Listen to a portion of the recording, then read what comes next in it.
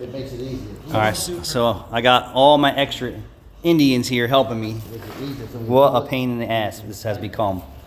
So when we first set the motor in, it was forward enough to clear the headers, but the oil pan, the G-body oil pan was too close to the cross member, so we slid it back, and we had a bunch of fitment issues. So I really wanted to use these for the forward mounts, so I had to cut off the flange, and I'll be able to modify this right around here and bring the exhaust around so that it flows completely clean. I just didn't want it to look clean.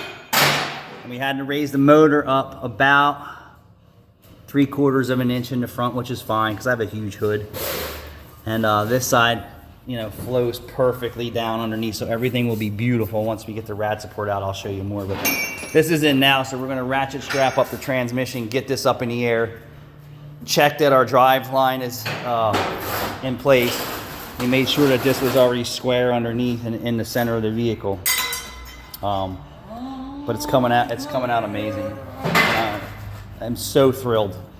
So thrilled I didn't have to use any of this old garbage here, and I was able to get these to work. And with some fabrication skills, I had this here on the original design for my steering shaft, so I moved it up, and I'm okay with that.